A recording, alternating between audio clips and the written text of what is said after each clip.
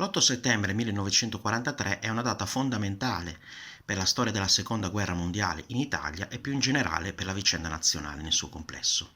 Quel giorno infatti viene annunciato via radio l'armistizio tra il Regno d'Italia e gli angloamericani, che rovescia la posizione italiana nella guerra, da alleati dei tedeschi a co-belligeranti di inglesi e americani. Le trattative erano cominciate dopo il 25 luglio e l'arresto di Mussolini e la sua sostituzione con Badoglio. Arrivano a compimento il 3 settembre, quando viene firmato segretamente a Cassibile, in Sicilia, un accordo tra il generale Castellano in rappresentanza di Badoglio e il generale Bedel Smith, il futuro presidente della CIA, in rappresentanza di Eisenhower. Si tratta sostanzialmente di una resa incondizionata, i cui punti verranno precisati più avanti a Malta nel cosiddetto armistizio lungo. Tra le richieste italiane, l'unica che viene accettata è quella di un sostegno anglo-americano a un'eventuale insurrezione di Roma. Tuttavia, la missione di paracadutisti prevista viene rimandata all'ultimo momento proprio su pressione degli italiani, la sera prima dell'8 settembre. Eisenhower decide comunque di annunciare l'armistizio che sarebbe entrato in vigore con la sua pubblicizzazione. Questo avviene via radio, in inglese, da Radio Algeri, intorno alle 18:30 italiane. Poco più di un'ora dopo, Badoglio ripete l'annuncio in italiano dai microfoni dell'EIAR. Nella notte, lui, il re, una parte della corte e del governo, i capi di Stato Maggiore, lasciano Roma, raggiungono Pescara, di qui in mare Brindisi già liberata dagli alleati. Se era effettiva la necessità di salvare le istituzioni e comprensibile il desiderio di mantenere la continuità dinastica nel cosiddetto Regno del Sud, le modalità di questo spostamento coincidono con quelle di una fuga ingloriosa. La corte e lo Stato Maggiore lasciano la città e il paese senza lasciare ordini al governo e ai militari. Il risultato è lo sfascio completo con oltre 2 milioni di soldati disorientati sia in Italia sia nelle zone di occupazione in Europa. I tedeschi sono invece ben preparati, hanno piani di invasione che attuano puntualmente dopo l'annuncio e nel giro di pochi giorni occupano l'intero paese.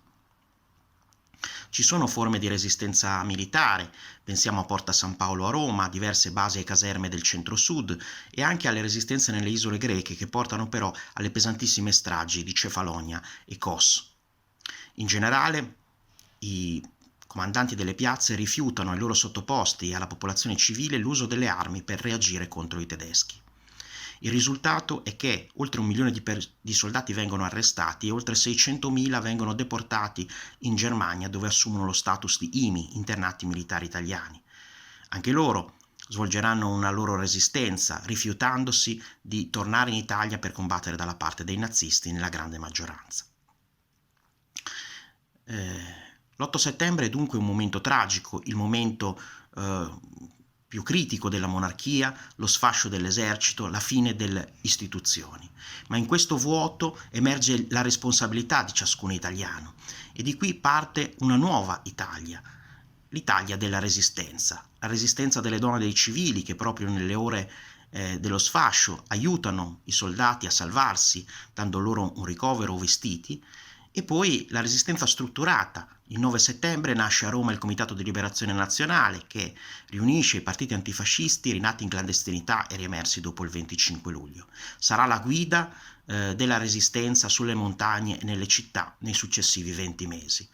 Resistenza che assume anche i caratteri di una guerra civile, nel momento in cui i tedeschi liberano Mussolini e concordano con lui la nascita di uno Stato collaborazionista, la Repubblica Sociale Italiana, i cui primi ordini del giorno sono della metà di settembre, la prima riunione del governo il 23 dello stesso mese.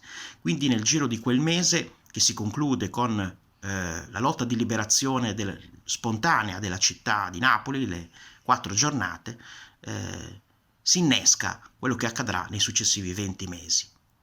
8 settembre quindi come data tragica, secondo alcuni la morte della patria, ma in realtà morte della patria monarchica e fascista e nascita della nuova patria democratica, con tutte le difficoltà del caso, ma anche con un obiettivo nuovo e avanzato.